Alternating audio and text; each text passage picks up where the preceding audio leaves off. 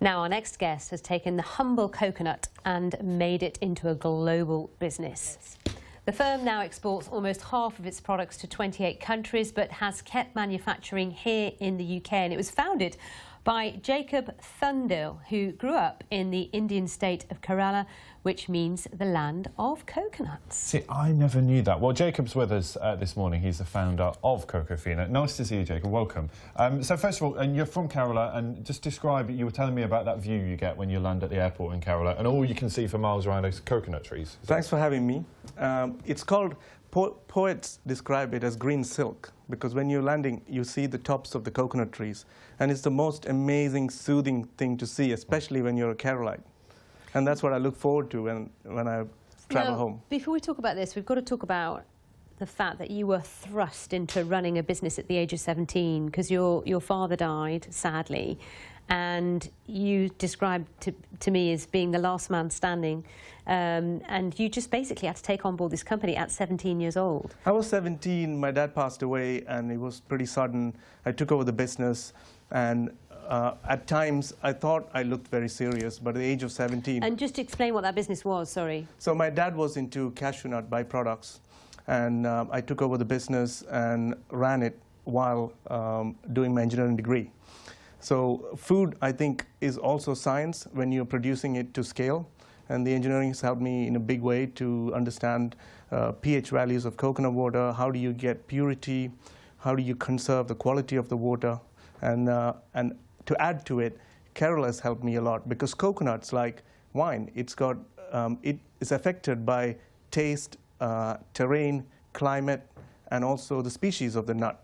So when you're looking at all those factors, it helps me because I grew up with it. So you, sorry, Ben, so you ran that company for 4 years while you're trying to do a degree. You then passed it on to your mum. Yes. And then you started working for other companies for a bit before you started this one. So I came to the UK to do an MBA initially for only a year, and I thought I'm going to go back to my lovely coconut state. But what happened is I landed a graduate placement with BT, and then ended up staying every year for another year because every time I wanted to leave, they offered me a pay rise. And I had a lovely boss as well, so I didn't want to leave. And then I worked for Lloyd's, HBOS, HSBC, Accenture, and then finally I just had to leave because the coconuts were beckoning me. I was sitting on a beach in Brazil, and I was given a coconut to sip. And this was my calling. So I just went, the best thing in the world for me, I'm going to quit and start selling coconut water in the UK, and that's what I did. And many people will remember a craze maybe a year, 18 months ago. Everywhere you went was coconut water.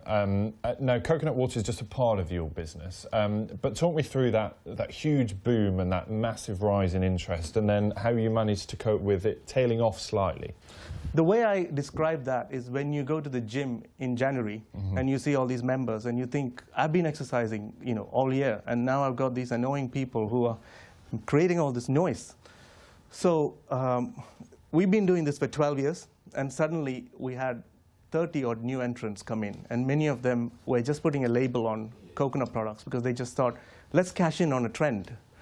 But I have to say, of late, there's been no new market introductions. And if there was, because recently I went to an exhibition called Natural and Organic Products in London, there was a new entrant, and I actually felt sorry for him because there's no space for new listings. The old players have a little bit of space because we have been doing that for a while. And it's not just about, as I touched on, it's not just coconut water now. I mean, you've got some of the stuff here, coconut oil, there's coconut and date bars, there's coconut sugar. I mean, there's all sorts of things. And that, I mean, does that spread the risk? We do 32 products, and what we have is, like most established businesses, we have cash cows like coconut water, coconut oil, grated coconut, coconut milk. They earn us money, we pay our rent with that. But then we have to innovate. So if you look at what you see on the table there, there's 2 products. One's a coconut oil sachet on the go. So when people travel, they use it for beauty purposes. This idea came out because my sister used to travel with coconut oil, and it used to get in the luggage. So I thought, there's a market there because people use it for their hair. And that's why it's in a sachet? Yes. Yes. So it's a single-use sachet. And then if you look at the amino there that you can see, it's a soy sauce alternative. So people who have soy allergies or people who don't want to consume soy can consume the coconut amino.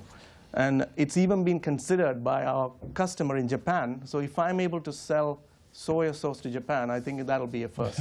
That's pretty incredible. Jacob, I wish we had longer, but as ever, we've run out of time. But thanks so much for coming in, bringing in your products and telling us about your company. It's been fascinating. Best of luck. Nice to see you. Thanks for having me. The Chief Nut on our programme. Yeah, self-titled, we should just say. We didn't call him that.